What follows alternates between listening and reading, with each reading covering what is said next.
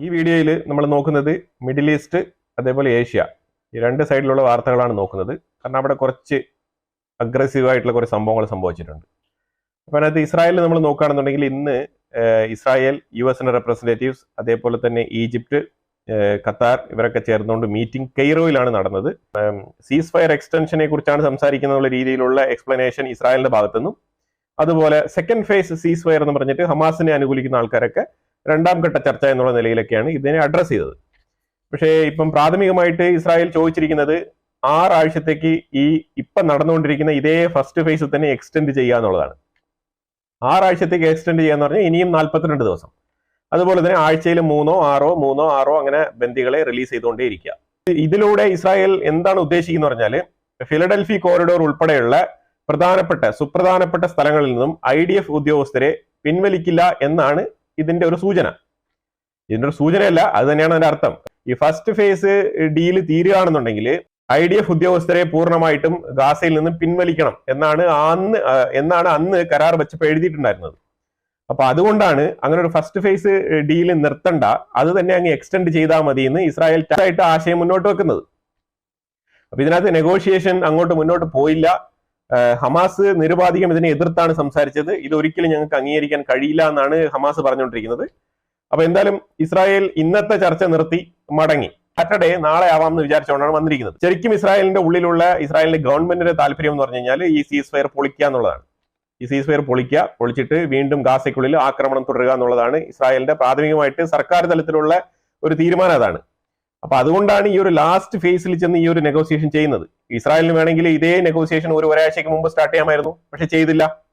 Israel ഇപ്പോൾ വെള്ളിയാഴ്ചയാണ് ഈ ഒരു നെഗോസിയേഷൻ നടത്തുന്നത്. ശനിയാഴ്ച ആകുമ്പോഴത്തേക്കും ഈ ഫസ്റ്റ് ഫേസ് സീസ് ഫയർ ഡീൽ തീരുകയാണ്. അപ്പൊ നാളെ എന്തായാലും ഒരു തീരുമാനത്തിൽ എത്തണം എന്നുള്ള നിലപാടിലായിരിക്കും ഹമാസ് വരിക. പക്ഷെ അതേസമയം ഇസ്രായേൽ ആണെങ്കിൽ വരുന്നെങ്കിൽ വാ, പോകുന്നെങ്കിൽ പോട്ടെ എന്നുള്ള നിലയിലാണ് ഇസ്രായേൽ പോകുന്നത്. പക്ഷെ എന്നാലും ഈ ഒരു ബന്ദികളെ വിട്ടുകിട്ടാനുള്ള ആ ഒരു പ്രക്ഷോഭം ഇസ്രായേലിന്റെ ഉള്ളിൽ തകൃതിയായിട്ട് നടക്കുന്നുണ്ടെന്നുള്ളതാണ്. അതിന്റെ ഇമേജസും ഫുട്ടേജസും ഒക്കെയാണ് ഞാൻ ഇവിടെ കാണിക്കുന്നത്. അപ്പൊ അവര് ശക്തമായിട്ട് തന്നെ നിങ്ങൾ ഈ ഒരു സീസ് ഫയർ ഡീലിനെ തകർത്ത് കളയരുത് എന്ന് ഗവൺമെന്റിന്റെ അടുത്ത് നിരുപാധികം സമരം ചെയ്തുകൊണ്ടിരിക്കുന്ന ഒരു അവസ്ഥയാണ് കാണാൻ കഴിയുന്നത്. അതൊരു സൈഡിൽ നടന്നാൽ തന്നെയും പക്ഷെ പണ്ടത്തെ അത്ര ശക്തമായ രീതിയിലല്ല ഈ പ്രക്ഷോഭം നടക്കുന്നത്. കുറച്ച് മൈൽഡ് ആയിട്ടുണ്ട്. ഹമാസിന്റെ പിടിയിൽ നിന്നും രക്ഷപ്പെട്ടു പോയ ബന്ദികളെല്ലാം തന്നെയും ഇതിനെക്കുറിച്ച് ഈ ഹമാസിന്റെ പിടിയിലിരുന്ന ആ ഒരു സമയത്തിലുള്ള ആ ഒരു പീഡനങ്ങളെയൊക്കെ എടുത്തു പറഞ്ഞ് ഒരു അവയർനെസ് ക്രിയേറ്റ് ചെയ്ത് ഗവൺമെന്റിന്റെ ഉള്ളിൽ എങ്ങനെയെങ്കിലും നിങ്ങൾ ആ ബാക്കിയിരിക്കുന്ന ആൾക്കാരെയും കൂടെ, അതിൽ എന്തോ 10-33 ആൾക്കാരെ കണ്ട് ജീവിച്ചിരിപ്പുണ്ടെന്നാണ് പറയുന്നത്. മൊത്തത്തിൽ 50-52 ബന്ദികളോളം ഇനിയും ഹമാസിന്റെ കയ്യിലുണ്ടെന്നാണ് പറയപ്പെടുന്നത്. അപ്പൊ അവരെയും കൂടെ എങ്ങനെയെങ്കിലും കൊണ്ടുവരണം എന്നുള്ളൊരു പ്രഷർ നടക്കുന്നുണ്ട്. അതുപോലെ തന്നെ ഇസ്രായേൽ യുണൈറ്റഡ് നേഷൻസിൽ പുതിയൊരു പദ്ധതി സ്റ്റാർട്ട് ചെയ്തിട്ടുണ്ട്. ആ പദ്ധതി വേറെ ഒന്നുമല്ല, ഇസ്രായേലിന്റെ റെപ്രസെന്റേറ്റീവ് 2 ദിവസങ്ങൾക്ക് മുമ്പ് യുണൈറ്റഡ് നേഷൻസിൽ ഒരു വെടിക്കെട്ട് പ്രസംഗം കാഴ്ചവെച്ചിട്ടുണ്ടായിരുന്നു. അപ്പൊ ആ ഒരു പ്രസംഗം കാഴ്ചവെച്ചതോടുകൂടി തന്നെ അവിടെ പ്രിന്റ് ഓഫ് സൈലന്റ് ആയിരുന്നു. ശരിക്കും പറഞ്ഞാൽ എന്തെന്ന് പറഞ്ഞാൽ ഹമാസിന്റെ, അതായത് പാലസ്തീന്റെ റെപ്രസെന്റേറ്റീവ് അവിടെ സംസാരിച്ച ശേഷമാണ് ഇസ്രായേലിന്റെ ടേക്ക് വന്നത്. അപ്പൊ ഇസ്രായേലിന്റെ ടേക്ക് അവിടെ പോയപ്പോഴത്തേക്കും പച്ചയ്ക്ക് വിമർശിച്ച് പാലസ്തീനെ നിങ്ങൾ സ്റ്റേറ്റേ അല്ല, നിങ്ങൾ തീവ്രവാദികളെ ഉത്പാദിപ്പിക്കുന്ന ഒരു മിഷൻ ആണെന്നുള്ള രീതിയിലാണ് കാര്യങ്ങളെല്ലാം പറഞ്ഞങ്ങ് വിലയിരുത്തിയത്. പക്ഷെ ഒറ്റൊരെണ്ണത്തിന് മറുപടി പോലും പറയാൻ പറ്റിയില്ല എന്നുള്ളതാണ്. ആ രീതിയിൽ വളരെ വ്യക്തമായിട്ടും സ്പഷ്ടമായിട്ടും കാര്യങ്ങൾ എക്സ്പ്ലെയിൻ ചെയ്ത് കൊടുത്തു. അതുപോലെ തന്നെ നേരിട്ട് ബന്ദികളെ, ഹമാസിന്റെ ഈ ക്രൂരത, ഈ പീഡനം അനുഭവിച്ച ബന്ദികളെ നേരിട്ട് യുണൈറ്റഡ് നേഷൻസിൽ പ്രൊഡ്യൂസ് ചെയ്യാണ്.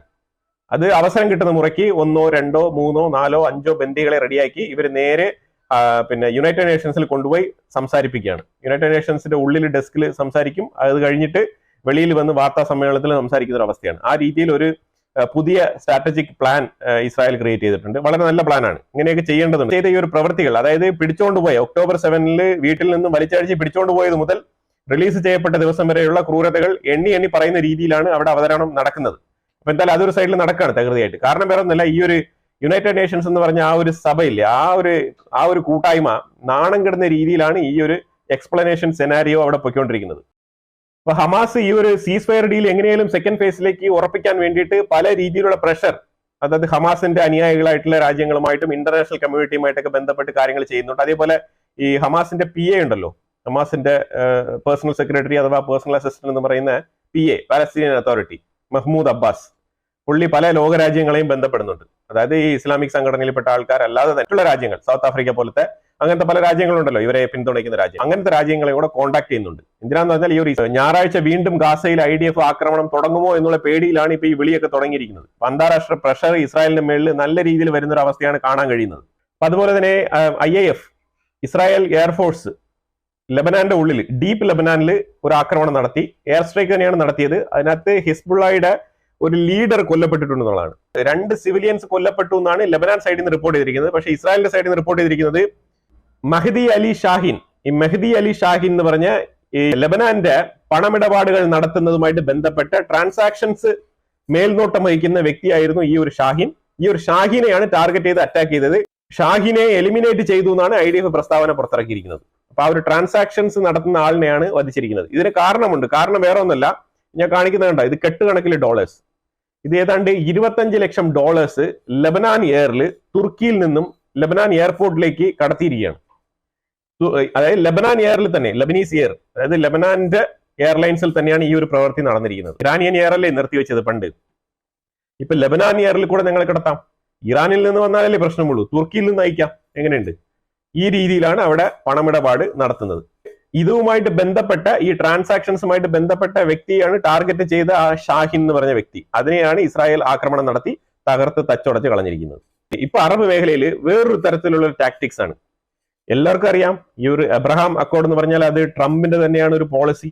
ശരിക്കും ട്രംപ് തന്നെയാണ് ഇതിന്റെ ഇനിഷ്യേഷൻ ചെയ്തതും ഇതൊക്കെ ആക്റ്റീവ് ആക്കിയിട്ട് നടപ്പിലാക്കി കൊണ്ടുവന്നതിന് വലിയൊരു പ്രാധാന്യം ട്രംപിന് തന്നെയാണുള്ളത്. അപ്പൊ ഏറ്റവും കൂടുതൽ ഈ ഒരു അബ്രഹാം അക്കോർഡിനെ ജസ്റ്റ് ഒന്ന് പ്രൊമോട്ട് ചെയ്ത് സംസാരിച്ചു കഴിഞ്ഞാൽ ട്രംപിന്റെ ഭാഗത്തുനിന്ന് വേറൊരു രീതിയിലുള്ള തീരുമാനങ്ങൾ എടുക്കാനും ഈ ഗാസയിൽ പുള്ളി ഇപ്പൊ പറഞ്ഞിരിക്കുന്നത് മാറ്റി ചിന്തിക്കാനും മാർഗമുണ്ടോ എന്നുള്ള നിലയിലാണ് ഇപ്പൊ ഇവര് പുതിയ ഒരു പ്ലാനുമായിട്ട് വന്നിരിക്കുന്നത്. ഈ സൗദിയിലെ MBS ആണ് ഇതിന്റെ ഒരു പ്രധാനപ്പെട്ട ബുദ്ധി കേന്ദ്രം.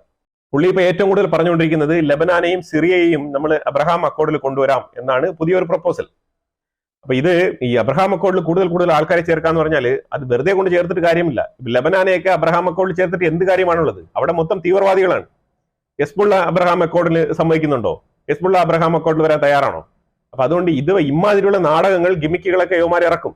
ഇപ്പൊ അബ്രഹാം അക്കോർഡിൽ സൈൻ ചെയ്ത സൗദി ഉൾപ്പെടെയുള്ള രാജ്യങ്ങൾ തന്നെയല്ലേ ഇപ്പൊ തിരിഞ്ഞു നിൽക്കുന്നത്. അപ്പൊ പിന്നെ അവിടെ എന്ത് അബ്രഹാം അക്കോർഡിന് എന്ത് പ്രസക്തിയാണുള്ളത്? UAEയും മൊറോക്കോയും മാത്രമാണ് ഈ ഒരു അബ്രഹാം അക്കോർഡിൽ കുറച്ച് ഡീസൻസി കാണിച്ച രാജ്യങ്ങൾ. ബാക്കിയുള്ളവരെല്ലാം പേരിന് ഒപ്പിട്ട ആൾക്കാരായിട്ട് മാത്രമേ നമുക്ക് കരുതാൻ പറ്റുള്ളൂ. അപ്പൊ അതുപോലെ പേരിന് വേണ്ടി ഒപ്പിടാൻ വേണ്ടിയിട്ടാണ് ഇപ്പൊ സിറിയ തീവ്രവാദികൾ ഭരിക്കുന്ന നാടാണ്. അവിടെ എങ്ങനെയാണ് ഇപ്പൊ യുവമാർ ഈ HTSുമായിട്ടാണ് ഈ ഒരു അബ്രഹാം അക്കോർഡ് സൈൻ ചെയ്യേണ്ടത്? ഈ HTS തന്നെ 4 വർഷം കഴിഞ്ഞ് വീണ്ടും ഇലക്ഷൻ വെക്കുമ്പോഴത്തേക്ക് യുവമാർ തിരിച്ചു വരുമെന്ന് തന്നെ അറിയത്തില്ല. അതുപോലെ തന്നെ ഇപ്പം ലെബനാനിലുള്ള ഈ ഒരു ഗവൺമെന്റ് ഇപ്പൊ നൂലിൽ കെട്ടി ഇറക്കി വെച്ചിരിക്കുന്ന ഈ ജോസഫ് ആവോനെ കൊണ്ട് ഈ ഒരു അബ്രഹാം അക്കോർഡ് ഒപ്പിടിപ്പിച്ചതിൽ യാതൊരു കാര്യമില്ല എന്നുള്ളതാണ്. കാരണം അവിടെ ലെബനാനിൽ 3/4 ആൾക്കാരും ഈ ഹിസ്ബുള്ളയെ പിന്തുണയ്ക്കുന്ന ആൾക്കാരാണ്. പിന്നെ എങ്ങനെയാണ് എബ്രഹാം അക്കോർഡ് അവിടെയൊക്കെ പവർഫുൾ ആയിട്ട് എഫക്റ്റീവ് ആയിട്ട് നിലനിൽക്കാൻ പോകുന്നത്? ഇതൊക്കെ തൽക്കാലം ഒരു ഡ്രാമയാണ്. ഈ ഒരു ഡ്രാമ നടത്താനാണ് ശ്രമിക്കുന്നത്. ഇതൊരു സൈഡിൽ ഈ പണി നടക്കുന്നുണ്ട്. ഞാൻ അറിയിക്കാൻ വേണ്ടിയാണ് പറഞ്ഞത്. ഇനിയിപ്പോൾ അടുത്ത് നോക്കി കഴിഞ്ഞാൽ ഒരു 25 പേര് കൊല്ലപ്പെട്ടിട്ടുണ്ട്. എവിടെയാണെന്ന് അറിയാമോ? പാകിസ്ഥാനിലാണ്. പാകിസ്ഥാനിൽ വേറെ ഒന്നുമില്ല, അവിടെ ജാമിയ അൽ ഹക്കാനി എന്ന് പറഞ്ഞ ആ ഒരു മോസ്കോട് കൂടി ചേർന്ന് അതൊരു സ്കൂളും കൂടിയാണ്. അതായത് താലിബാൻ സ്കൂൾ പഠിപ്പിക്കുന്ന ഒരു ഏരിയയാണ്. 4000 പേർക്ക് താമസിക്കാനും ഹോസ്റ്റലായിട്ട് താമസിച്ച് പഠിക്കാനും ഈ ഒരു മതപഠനം പൂർത്തിയാക്കാനും ഈ താലിബാനികൾ അവിടെ നിന്ന് പഠിച്ചിറങ്ങാനുമുള്ള ഒരു ഫെസിലിറ്റിയാണ് ഇത്. ശരിക്കും പറഞ്ഞാൽ ആ ഒരു ഫെസിലിറ്റിയിലാണ് ഈ ഒരു പൊട്ടിത്തെറി. ഈ പൊട്ടിത്തെറിയിൽ ശരിക്കും അഫ്ഗാനിസ്ഥാനിലുള്ള താലിബാൻസിനെയാണ് ഇവർ ക്ലെയിം ചെയ്യുന്നത്. പാകിസ്ഥാന്റെ ഉള്ളിൽ ഖൈബർ പഖ്തൂൺവ മേഖലയിലാണ് ഈ ഒരു പൊട്ടിത്തെറി സംഭവിച്ചിരിക്കുന്നത്. ഇതിനകത്ത് 25 പേര് കൊല്ലപ്പെട്ടു എന്നാണ് വാർത്തകൾ വന്നുകൊണ്ടിരിക്കുന്നത്. ഇത് റമദാനിന് മുമ്പ്, അതായത് 2 ദിവസത്തിൽ ഒരു റമദാൻ നോമ്പ് തുടങ്ങാണ്. അപ്പൊ അതുമായിട്ട് ബന്ധപ്പെട്ട് ഇത് പാകിസ്ഥാനിൽ ഒരു സ്ഥിരം നിത്യേനുള്ള ഒരു പരിപാടിയായിട്ട് മാറിയിരിക്കുകയാണ്. അത് ഈ മതങ്ങളുടെ ഉള്ളിൽ തന്നെ തമ്മിലടി. ആ ഉള്ളിൽ തന്നെയുള്ള തമ്മിലടി കൊണ്ടാണ് വെള്ളിയാഴ്ച ഒരു പ്രാർത്ഥന കഴിഞ്ഞ പാടെ പൊട്ടിത്തെറി. ഈ പ്രാർത്ഥനയ്ക്കാണല്ലോ അവിടെ ഏറ്റവും കൂടുതൽ ആൾക്കാർ ഒത്തുചേരുന്നത്. അപ്പൊ ആ ഒരു ചേരുന്ന സമയത്ത് ഒരു പൊട്ടിത്തെറി നടത്തുന്നത്. കാര്യം ഏറ്റവും കൂടുതൽ ആൾക്കാർ പോട്ടെ എന്നുള്ള രീതിയിലാണ് ഈ ഒരു ടാർഗറ്റ് ചെയ്യുന്നത്. ആ രീതിയിൽ ഒരു പൊട്ടിത്തെറി ഉണ്ടായിരിക്കുകയാണ്. 25 പേര് നിരുപാധികം കൊല്ലപ്പെട്ടു എന്ന് വേണമെങ്കിൽ പറയാം. ഇതുവരെ ഒരു തീവ്രവാദ സംഘടനകളോ അല്ലെങ്കിൽ മറ്റുള്ള ഈ ഒരു ലോക്കൽ സംഘടനകളോ തന്നെയും ഇതിന്റെ ഒരു ഉത്തരവാദിത്തം ഏറ്റെടുത്തിട്ടില്ല എന്നുള്ളതാണ് ഇതിന്റെ ഏറ്റവും വലിയ കോമഡി. റുവാണ്ടയിൽ നിന്നൊരു വാർത്ത വരുന്നത് M23 റൈഫിലിൽപ്പെട്ട ആൾക്കാർ അവരൊരു മാർച്ച് നടത്തി. M23 എന്ന് പറഞ്ഞ റുവാണ്ട ബാക്ക് ചെയ്യുന്ന ഒരു വിമത ഗ്രൂപ്പ് ഇന്ന് ഈസ്റ്റേൺ കോങ്കോ സൈഡിൽ ഒരു റാലി നടത്തിയായിരുന്നു. ആ റാലിയിൽ ഒരു പൊട്ടിത്തെറി. ആ പൊട്ടിത്തെറിയിൽ ഏതാണ്ട് 11 പേര് കൊല്ലപ്പെട്ടു എന്നാണ് പറയുന്നത്. M23 വിമതർ എന്ന് പറഞ്ഞ ആ റുവാണ്ട സപ്പോർട്ട് ചെയ്യുന്ന ആ ഒരു ഗ്രൂപ്പിലാണ് ഈ ഒരു മരണം സംഭവിച്ചിരിക്കുന്നത്. ഇസ്രായേൽ അമേരിക്ക അടുത്ത് ഒരു റിക്വസ്റ്റ് വെച്ചിട്ടുണ്ട്. അത് വേറെ ഒന്നുമല്ല, തൽക്കാലം ഈ ഒരു സിറിയയിൽ നിന്നും ട്രൂപ്പിനെ പിൻവലിക്കേണ്ട, അത് ശരിയാവത്തില്ല. കാരണം അവിടെ കുറെ ആൾക്കാർ ഇങ്ങനെ തക്കം പാത്തിരിക്കുകയാണ്. തുർക്കി ഉൾപ്പെടെ ഈ ഖത്താർ ഉൾപ്പെടെ പല രാജ്യങ്ങളിലുള്ള ആൾക്കാർ, ഇറാൻ ഉൾപ്പെടെ എങ്ങനെയെങ്കിലും ഈ ഒരു HTS നയിക്കുന്ന ഈ ഒരു സിറിയയെ വളച്ചെടുത്ത് ഇസ്രായേലിനെതിരെ കൊണ്ടുവരണം എന്നുള്ള നിലയിലുള്ള ചില തുർക്കി, ഇറാൻ, ഖത്താർ, ഈജിപ്റ്റ് ഉൾപ്പെടെയുള്ള പല രാജ്യങ്ങളും ഇതിന്റെ പുറകിൽ പണിയെടുക്കുന്നുണ്ട്. അപ്പൊ അതുകൊണ്ട് തന്നെ ഇസ്രായേൽ പറഞ്ഞിരിക്കുന്നത് കുറച്ചുനാൾ കൂടെ എക്സ്റ്റെൻഡ് ചെയ്യണം, യുഎസിന്റെ ഒരു ബേസ് സിറിയക്കുള്ളിൽ എക്സ്റ്റെൻഡ് ചെയ്യണം, അമേരിക്കൻ ബേസ് സിറിയക്കുള്ളിൽ കുറച്ചുകൂടി എക്സ്റ്റെൻഡ് ചെയ്യാനുള്ള സാധ്യതയാണ് കാണുന്നത്. പിന്നെ ഹമാസ് പറഞ്ഞിരിക്കുന്നത് ഇത് പർപ്പസ്ഫുള്ളി ഇസ്രായേൽ ഈ ഒരു സീസ് ഫയറിനെ കൊലാപ്സ് ചെയ്യാനാണ് നോക്കുന്നത്. നമുക്കറിയാം ഇസ്രായേലിന്റെ ഗവൺമെന്റ് ഇന്റൻഷൻ ഹമാസിനെ റാഡിക്കേറ്റ് ചെയ്യുക എന്നുള്ളതാണ്. അപ്പൊ അതുകൊണ്ട് അത് ഒരിക്കലും സാധിക്കുമെന്ന് നിങ്ങൾ വിചാരിക്കേണ്ട എന്നുള്ള നിലയിൽ ചില ഡയലോഗുകളൊക്കെ അടിച്ചുകൊണ്ട് വന്നിട്ടുണ്ട്. പക്ഷെ എന്നാലും ഇസ്രായേൽ ഇപ്പൊ ചോദിച്ചിരിക്കുന്നത്